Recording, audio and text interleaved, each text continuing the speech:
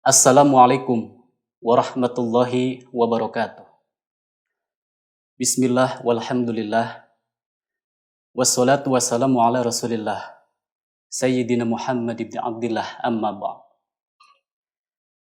Sahabat assalam dan permisa sekalian yang dimuliakan Allah.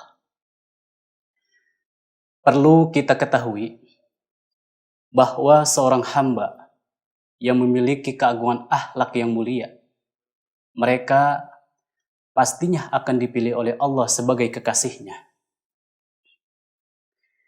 Membaca kisah orang-orang yang soleh bukan hanya mengagumkan, akan tetapi kita akan mendapatkan berkah dan rahmatnya. Di samping itu juga, kita akan mendapatkan berbagai pelajaran tentang kisah mereka. Dimulai dari perjalanan hidup, keistimewaan, kepribadian akhlaknya. Apabila kita selalu menyebut kisah-kisah mereka, maka rahmat dan berkah akan senantiasa menaungi kehidupan kita. Ada sebuah kalimat yang menyatakan dari beberapa ulama. Di antaranya salah satunya ulama yang bernama Abu Hamid bin Muhammad Al-Ghazali, atau lebih masyhur dikenal dengan Imam Ghazali. Yang kedua, Imam Al-Jarkasi. Imam Al-Ghazali dan Imam Al-Jarkasi menyatakan, "Inda dzikri sholihina tanazzalur rahmah." Jadi ketika orang-orang soleh diingat, maka akan turunlah rahmat. Bahkan ada sebuah hadis yang diriwayatkan oleh Imam Ad-Dailami. Beliau meriwayatkan seperti ini. Ada sebuah hadis yang diriwayatkan oleh Imam Ad-Dailami. Begini redaksinya. Dzikrul anbiya'i minal ibadah. Wa dzikrus solihina kafaratun. Wa dzikrul mauti sodaqutun. Wa dzikrul qabri yuqarribukum minal jannah. Yang artinya demikian. Mengingat para nabi itu adalah sebagian dari ibadah. Mengingat orang-orang yang soleh akan menjadi pelebur dosa. Mengingat mati merupakan sebagian dari sedekah, dan mengingat kubur maka itu akan mendekatkan kalian kepada surga. Hadis ini diriwayatkan oleh Imam Ad-Dailami. Maka dari itu saya tertarik untuk mengangkat kisah sebuah ulama besar, yang mana ini ulama adalah pendiri Thariqah Sadiliyah, yang bernama Imam Abu Hasan As-Sadili. Nama asli beliau yaitu Abu Hasan As-Sadili bin Abdullah bin Abdul Jabbar. Terus sampai nasabnya nyambung kepada baginda Rasul dari jalur Sayyidina Hasan. Dan perlu kita ketahui, Imam Hasan As-Sadili ini adalah pendiri thariqah besar yang ada di penjuru dunia, terutama yang ada di Indonesia, yaitu namanya Thariqah Sadiliyah. Permisa yang dirahmati Allah, Imam Abu Hasan ini beliau lahir pada tahun 593 Hijriah, tepatnya di desa yang berdekatan dengan kota Sabetah, kalau sekarang yaitu berada di Maroko, Afrika Utara. Sejak kecil, beliau memang memiliki kepribadian yang sangat luar biasa. Dari mulai akhlaknya yang sangat mulia, kemauan cita-cita luhurnya sudah tampak nyata. Bahkan kepribadiannya seperti para datuknya. Maka pantas, di kampung halamannya beliau sangat dikenal oleh masyarakat. Bahkan ketika itu, masih kecil saja, Imam Hasan As-Sadili ingin berguru kepada seorang ulama besar. Itu waktu usia di bawah 6 tahun. Akan tetapi, sebelum beliau melanjutkan perjalanan rihlah ruhaniyahnya, di usia 6 tahun beliau masih belajar kepada kedua orang tuanya.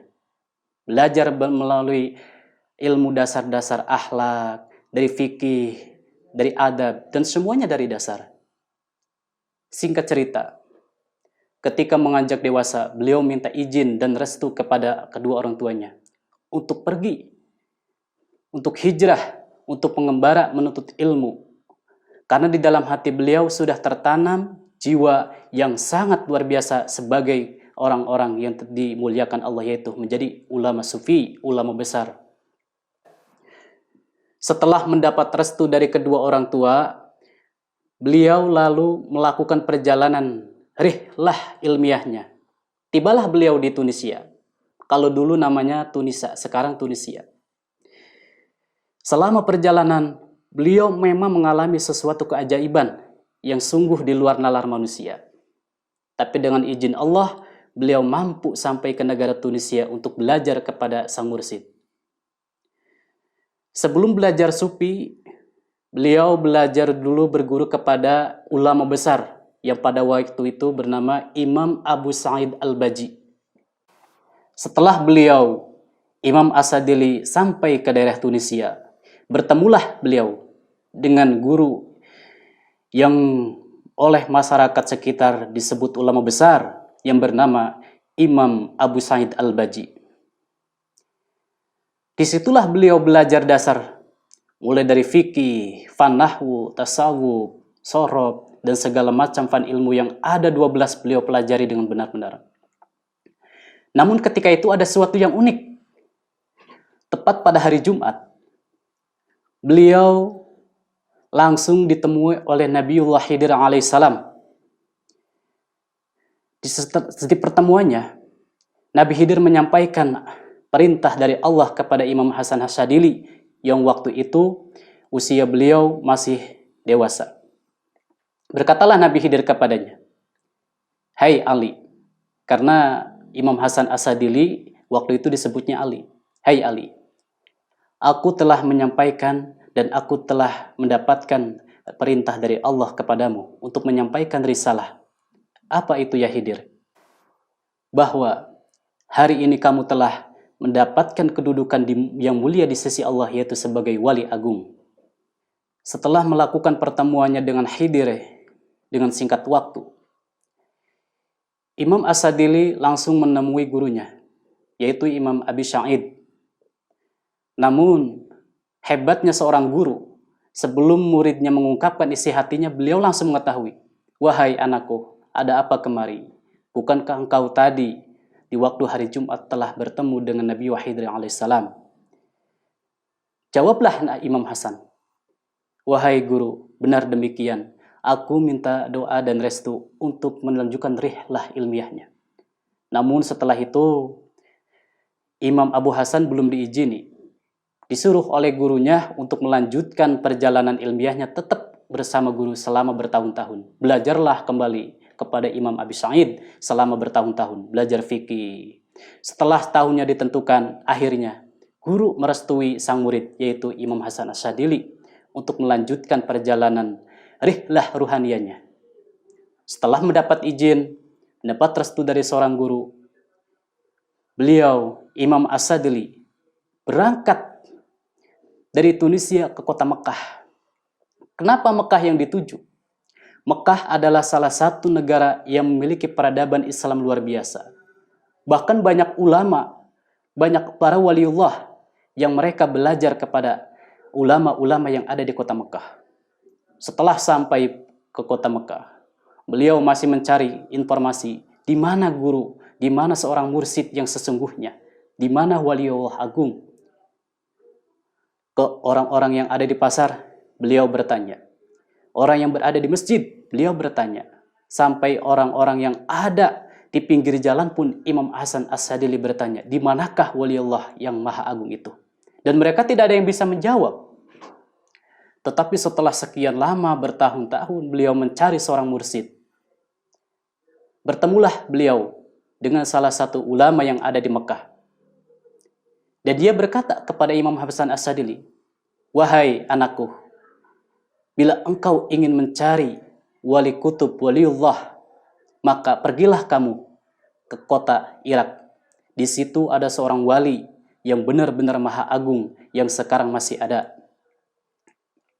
Akhirnya, setelah mendapat informasi dari seorang ulama yang berada di Mekah, beliau Imam Hasan As-Sadili berjalan kaki dari Mekah ke Irak.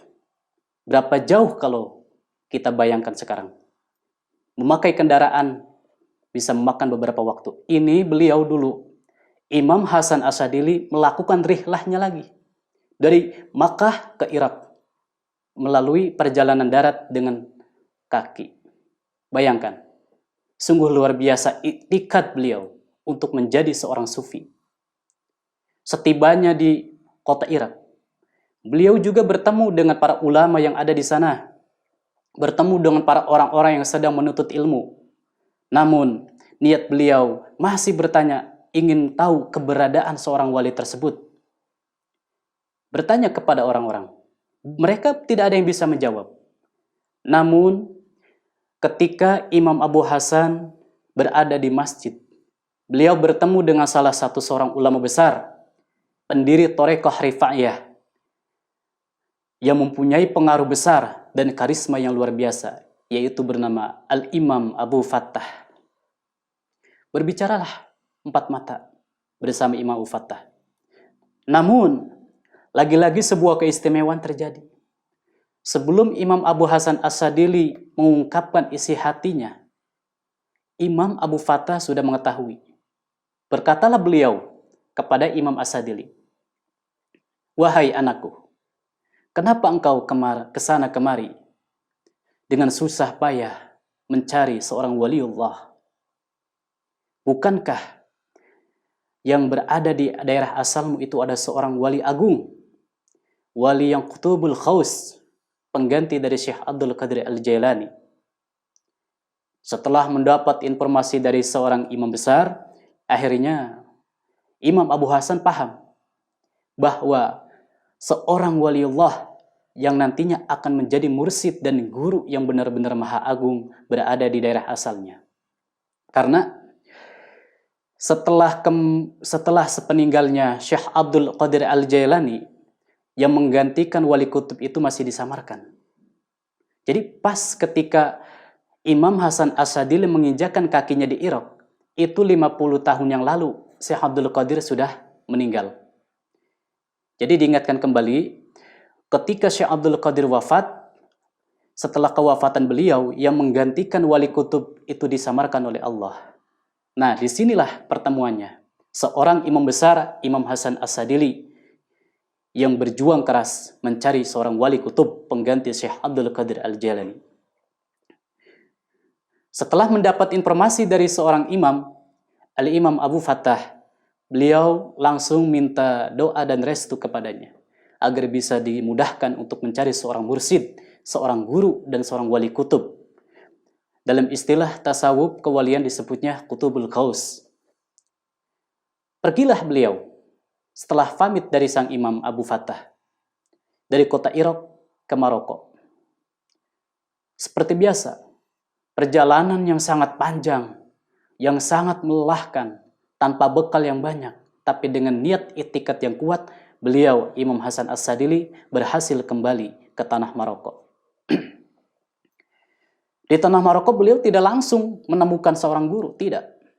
Akan tetapi, di sepanjang perjalanan, setiap ada orang yang beliau ketemui, beliau pasti bertanya, di manakah seorang wali kutub?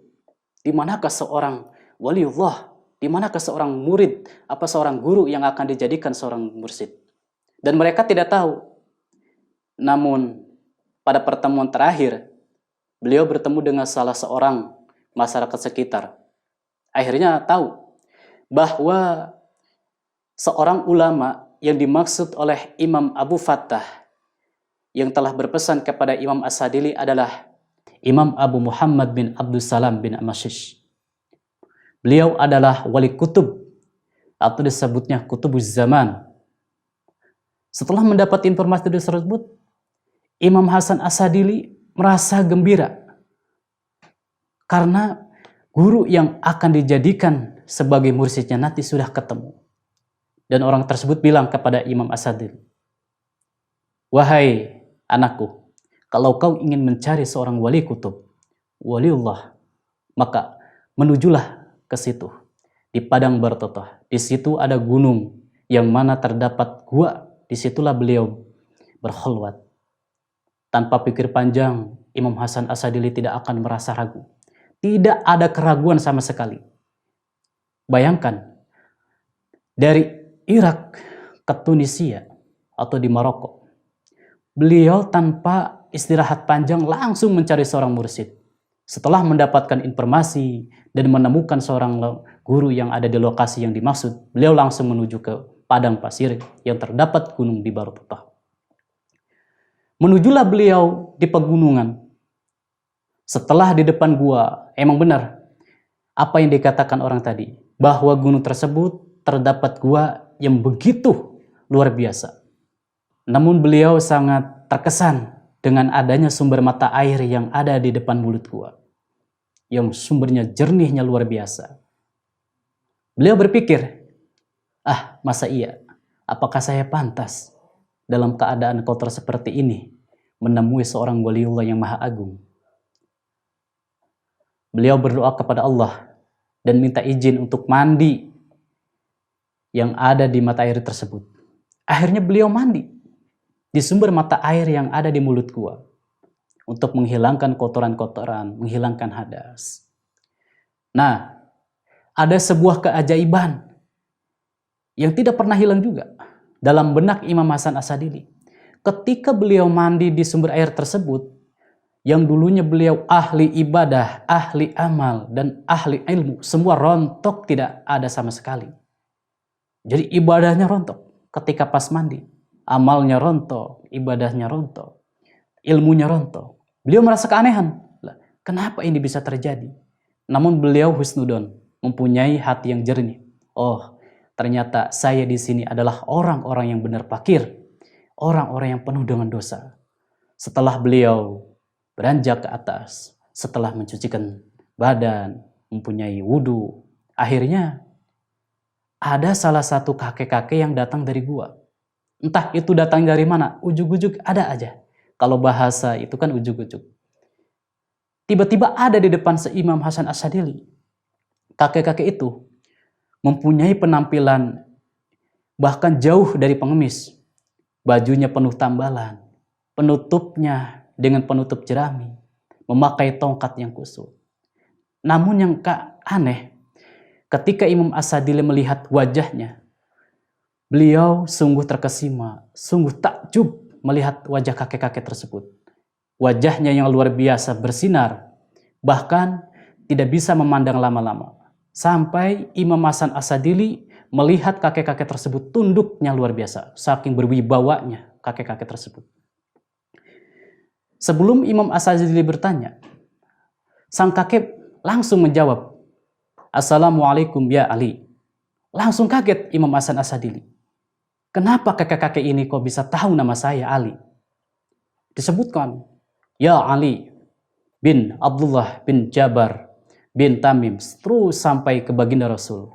Disebutkan, "Aku datang kemari bukan hanya karena kemauan sendiri." Lantas apa ya kakek? Kata kakek tersebut, "Saya diperintahkan oleh Rasulullah untuk menemui engkau di sini. Maka dengan izinnya saya mendatangimu dengan seperti ini." Akhirnya Imam Asadili paham bahwa orang tua yang ada di depannya adalah seorang waliullah yang maha agung, atau disebut wali kutub. Nah, setelah itu Imam Hasan Asadili diterimalah sebagai murid beliau, Imam Abu Muhammad bin Abdul Salam. Karena Imam Hasan Asadili menjadi seorang guru itu bukan perintah kemauan sendiri, akan tetapi perintah dari Rasulullah melalui Nabi Khidir. Begitupun gurunya, bukan hanya asal menerima, karena gurunya juga diperintah oleh datuknya, yaitu baginda Nabi Muhammad Rasulullah SAW, untuk menemui pemuda yang bernama Imam Hasan Asadili. Nah, setelah itu diterimalah beliau di hadapan sang guru. Mulai belajar tasawuf dengan rihlahnya, melalui syariat-syariat yang telah sempurna, melalui keimanan, sentuhan hati kolbu yang bersih dan suci. Jadi Imam Asadili ini mempunyai kedekatan yang sangat luar biasa dengan sang mursyid, yang nantinya menjadi mursyid utama beliau sebagai pendiri thariqah. Dengan perjalanan belajar yang sangat panjang, menyelami samudra hakikat dan ma'rifat, beliau sangat istimewa di hadapan gurunya. Karena pada awal pertemuannya dengan Imam Hasan As-Sadili, sang guru sudah mengetahui Imam Hasan As-Sadili itu menjadi orang yang paling istimewa di hadapan gurunya. Karena di awal pertemuan di mulut gua, sang guru sudah tahu bahwa Imam As-Sadili akan menjadi penggantinya nanti setelah beliau sudah tiada. Udah sekian lama belajar kepada sang guru, terutama mengenai tentang hakikat dan ma'rifat. Beliau selami. Bahkan kepribadian, akhlak, ilmu seorang guru itu sudah melekat pada diri Imam As-Sadili. Jadi tidak ada yang kurang. Maka pantas pandangan beliau terhadap Imam As-Sadili akan menggantikan posisinya sebagai wali kutub. Nah, setelah sekian lama belajar kepada sang guru, akhirnya tertentulah waktu perpisahan kepadanya. Di waktu perpisahan, ada pesan yang paling mengena pada dalam hati Imam As-Sadili, yaitu beliau berkata, "Wahai anakku, takutlah engkau kepada Allah. Janganlah engkau tergoda dengan orang-orang yang ada di sekitarmu. Tetaplah menjalankan kitabullah dan sunnahnya." Itu pesan yang paling mengena di qalbu Imam As-Sadili. Nah, sebelum Imam Abu Hasan berpisah dengan sang guru, berpesanlah beliau kepada Imam As-Sadili, "Wahai anakku, pergilah kamu ke daerah As-Sadili. Di situ nanti kamu akan dibutuhkan oleh banyak orang. Namun nanti kamu ingat, hindarilah godaan-godaan yang ada di sekitar. Setelah dari daerah As-Sadili, pergilah kamu ke Tunisia. Di situ kamu akan mendapatkan ujian dan cobaan yang sangat luar biasa dari para penguasa-penguasa yang ada di situ." Setelah mendapat wejangan dari sang guru, Imam Hasan As-Sadili minta doa dan restunya untuk mencapaikan ma'rifatnya. Namun, sang guru tetap berpesan seperti tadi. Akhirnya berdoa kepada Allah Subhanahu wa taala untuk kelanjutan kehidupan rihlah ruhaniyahnya Imam As-Sadili. Setelah berpamit, beliau langsung menuju daerah yang mana yang guru amanatkan kepada beliau. Imam As-Sadili akhirnya menuju di daerah Sadili. Di situ, sebelum beliau masuk ke sebuah desa, beliau langsung disambut oleh beberapa orang. Bahkan orang-orang yang ada di sekitar itu memuji beliau, berkumandangkan pujian-pujian kepada Imam As-Sadili. Tapi Imam As-Sadili tidak mengenal mereka. Tapi anehnya, kenapa ketika beliau sudah datang masuk ke sebuah desa, langsung disambut oleh beberapa orang. Akhirnya mereka belajar kepada Imam As-Sadili, belajar ilmu-ilmu dasar tentang kemarifatan, tentang akhlak. Namun, Imam As-Sadili tidak begitu betah dan tidak begitu nyaman ketika berada di sekitar orang banyak. Akhirnya beliau niat untuk uzlah bersama teman setianya yang setia mendampingi Imam As-Sadili, yaitu Abu Muhammad Abdullah Al-Habibi. Dua orang inilah yang akan melakukan uzlah di sebuah gunung untuk menghindari dari keramaian, untuk fokus beribadah kepada Allah. Nah, atau disebut teman setianya bernama Al-Habibi. Al-Habibi ini adalah sosok pemuda yang istimewa, yang mempunyai kesucian mata batin, yang sudah mempunyai kasaf, yang bisa melihat mata batin seorang. Itulah Al-Habibi yang dipilih oleh Imam As-Sadili sebagai teman setianya untuk uzlah di sebuah desa. Nah, disitulah Imam As-Sadili dan Al-Habibi berdua uzlah di atas gunung, melakukan riyadhah, melakukan mujahadah, melakukan puasa, ibadah, zikir-zikiran yang diterima oleh dari sang guru. Sekian tahun lamanya, akhirnya ada sebuah anugerah yang istimewa yang Allah berikan kepada Imam Abu Hasan, yaitu nama Sadiliyah. Maka Imam Abu Hasan yang sekarang itu disebut Imam As-Sadili lebih masyhurnya, itu adalah pemberian anugerah Allah kepada Imam Abu Hasan As-Sadili melalui khalwat dan uzlahnya. Ini sungguh luar biasa sekali pemirsa. Semoga nanti kita akan bisa bertemu kembali untuk lanjutan episode selanjutnya. Karena masih panjang cerita Imam Hasan As-Sadili. Kenapa demikian? Imam As-Sadili merupakan tokoh utama Thariqah As-Sadiliyah. Merupakan ulama panutan yang benar-benar banyak pengikutnya. Ulama besar banyak yang mengikuti Thariqahnya. Itulah keagungan Thariqah beliau.